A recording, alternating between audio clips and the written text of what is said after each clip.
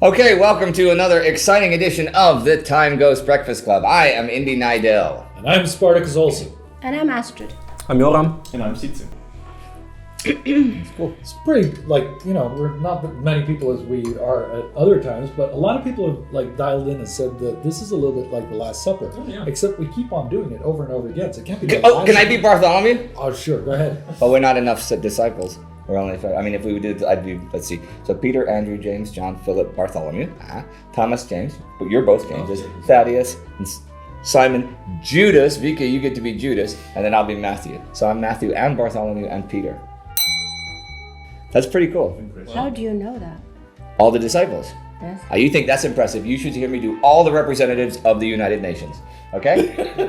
No, we Come don't. on, no, No. Okay, I can't do that. I cannot actually do that. We have a few things to talk about today. Now, first of all, many of you have written into us about the new format, which we talked about our last Breakfast Club, and which we premiered after that, of cats on vacuum cleaners. And we are pleased to announce that by popular demand, we are going to further develop that format. Now, this coming winter, and I won't give any real spoilers, but in World War II in real time, there's going to be a lot involving Thailand. Thailand, of course, was Siam until just last year, 1939. So we're going to start introducing Siamese cats on vacuum cleaners. Now, I think this is going to really take the show to the next level. And we're also getting some new vacuum cleaners. We have the new 1940 model named after J. Edgar Hoover, and it's got the name right on it. It's called the Edgar. We're gonna have two Edgars and a couple of Siamese cats. Now, me speaking about cats on vacuum cleaners, of course, might remind you, we started talking about them in the first place because of what was going on between us and YouTube. And Sparty, do you have any developments on that? Yeah, sure. I mean, we saw a few weeks ago that, 2 weeks ago actually, that our episode on the invasion of France got taken down and got blocked. And they claimed that it was because of hate speech, which is kind of weird and insulting, to be honest.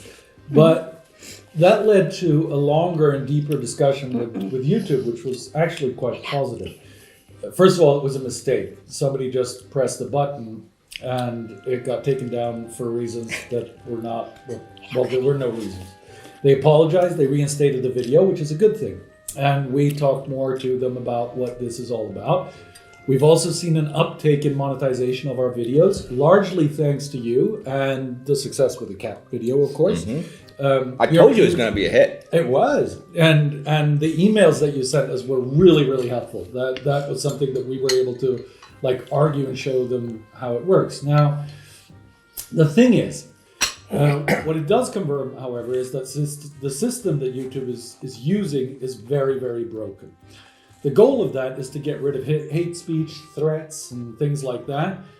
But they leave it up to individuals to deal with it. And for compliance reasons, they don't deal with it on a higher level. So whatever these individuals decide is what goes. Yeah, but let's be clear. That is not an official YouTube policy. No. That was just one individual who interpreted that way. And anybody else who watches the video is going to agree that is not hate speech. And YouTube apologized. They reinstated the video.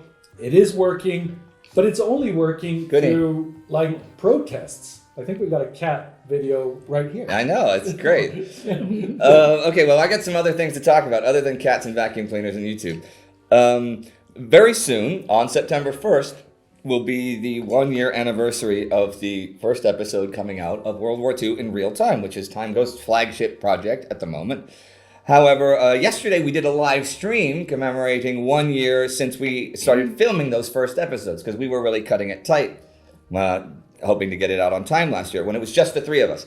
And so I thought I'd say a few words, do a recap some of the things we said yesterday in the live stream. So where do we stand now compared with last year? Well, we've got World War II off the ground from zero. We have 335,000 subscribers, something like that. That's great for a first year.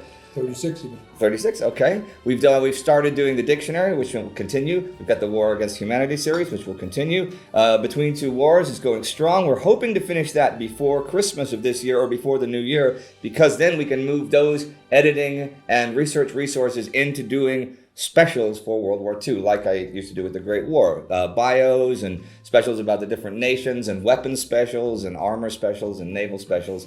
It's a big war. Well, we have plenty of specials to cover. That's where we stand now after a year creatively, Astrid has managed to get enough ties so that I will have a different tie, not making this up, for every single episode of the rest of the entire Second World War, no matter how long it lasts. You want to do something special with those ties, Astrid, right? I do. What do you want to do? I think it would be fun to auction them away, you know, because I got them on eBay, a large convolute, that's what it's called. A convolute. A convolute, yes. I've never heard that word used like that before. There you go, now you learned something. Okay, a convolute of ties. I got them, 147. So it's going to be enough for I don't know how long the war lasts. I don't know that. It can't possibly be more than another 137 weeks. It can't, you know. If you know, and if it's too short, we can always continue with 100-year war. So we're going to start auctioning off the ties. Yes. We'll have to figure out when and how we're going to do that. Yes, we're going to auction off the ties, you know, with the TimeGhost logo inside. And really? We're going to say, okay, cool. Yeah. But I want them. I want them. No. I want TimeGhost logo ties. Can I win my own auctions? But they're signed by you as well. Okay, they're signed by me. They're going to be signed. With my own name? And the episode they were in. Yeah. Okay, and the episode they were in. That's great. And the episode they were in. So you have something. Something to look forward to. You can actually... You know, be indie. Be indie, feel like indie, you know. You can live life through my skin. Or your tie. Or your tie. Yeah, we're not going to auction off my skin. It's not Silence of the Lambs. Yes, and you can wear it in your coffin when you die. What? Why not? Okay, we have a few things to cover still. Now, speaking of the ties leads me into something interesting because... We talk about what we've done this year. I'd like to talk about what we want to do. And we mentioned this in the live stream yesterday, and it's important.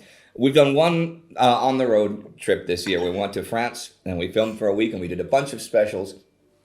We did a bunch of really great stuff. But being boots on the ground and actually seeing what was there at Sedan and what was there, the different buildings, and talking to Richard Tucker, you can really get to serious original research. I mean, some of the conclusions and stuff we came to in the May 18th and May 25th episodes are groundbreaking research. And I would like to continue that very much, which means I would like to continue going on the road. And since it's a world war, there are lots of locations that we can go to that are relevant to whatever we happen to be filming. So I'd like to go on the road like 3 or maybe even 4 times a year for however long this crazy mixed up war lasts. To do that, though, we will need your support on Patreon because... we did a one-time campaign to pay for the French trip and stuff, and we could continue doing that, but those are going to be up and down. We might not meet our goals. We, doing the math and crunching it, we know if we get to $30,000 a month on Patreon, we will be able to afford to do at least 3 and maybe 4 field trips a year to places as far afield as where I want to go most, Jiangxi province in China. There's plenty of places that you want us to go. I mean, people have written in about something seems to be happening in Hawaii at some point in the war. I don't know. They want us to go there.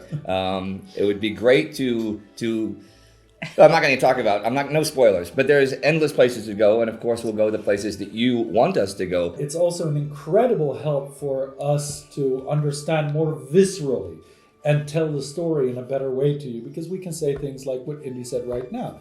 Which, if we read it in a book, you know, we might overlook it because we haven't lived it, we haven't felt it. So that's important.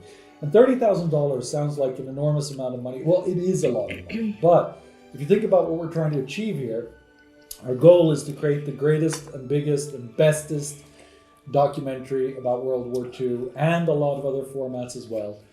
And like Indy pointed out yesterday, it's not a question of like, you know, getting hundreds of people giving thousands of dollars. It's enough when just quite a few of you give $1 a month. That's really going to help. So keep those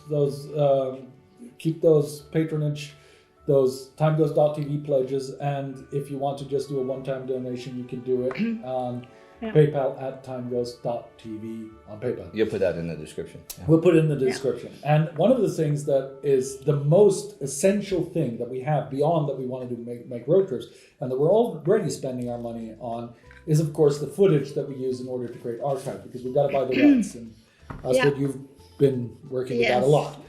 Yes. A very big thanks to the companies Green Ocean, Tony and Ali Blake. We couldn't do a single video if we wouldn't have their cooperation, and they're really helpful, and it's a fantastic archive. And everything we plan to do in the future, well, of course, cooperating with them, and we have a lot of projects. Absolutely. No, this Green Ocean Archive, it's massive. And it's not just war. I mean, we have ideas for all sorts of projects, some that involve 20th century, some that involve earlier periods, where we'll be doing, and all chronological type documentaries like we do with World War II in real time. We'll be doing these projects for the rest of my life, as far as I can tell. I see no reason to stop doing this. I mean, I'll be 52 next month, so I'll be 65 in 13 years. And that's supposedly retirement age. I have no plans to retire from doing this. I can't see you retire. when I'm 95, I'm still going to be doing this. I'm still going to be handsome too. Wait, when I'm 95, Jorm's going to be over 100. Wow. I don't look like 70, but I am. No, those Dutchmen. While I've got you on camera, you have a new task. We gave you a task yesterday, and can you tell them about it, about moderation and stuff? Yeah, sure. So for every video that we publish, there's about like 1,000 comments that comes in, and we told you before that we like to read every single one of them. We are looking to find new people to help us out with moderating the comments, not only on YouTube but also on Reddit or Discord, our different YouTube channels, Instagram, Twitter even. And our own forum. Our own forum, of course, which is community.timeghost.tv. So yeah, we'll be looking for help. And we already found multiple people that are helping us out, such as Scott Valentis, but also Sietse, young Sietse here. Hi Sietse. Hi. Tell a little bit about yourself. Oh, I'm Sietse. I'm an intern at TimeGhost, and I work with Wieke, Joram and Francis in Utrecht, where I help out with the comments, but I'm also bringing you the Instagram page where we follow World War II day by day. So go follow that. Where can they find it? At World War II Real Time. Okay, cool. We'll put a link in the description. But anyway, if you're still here to watch this, that probably means that we might need your help. Because we will be looking for more moderators to help us filter through the comments, answer questions, but also remove like nasty stuff that we don't want in our comments, for which we have a very clear set of rules. So what you can do is you can write an email to community@timeghost.tv if you're interested to help us out with comment moderation, and please tell us a little bit about yourself and what your experiences were with either community management or history, and I will get back to you. I think that's a really important point that you made there. Clear set of rules. That goes back to what I was calling out to YouTube to change. Clear rules. And a lot of you have actually asked about, oh, you're censoring stuff and that. We're not censoring anymore. We're taking away things that are nasty and false. Nasty as in harmful to others. And we don't have a vague set of rules saying, oh, if it feels bad, take it away. No, we have a clear set of rules that the community managers and the moderators work by. And that's what YouTube needs to.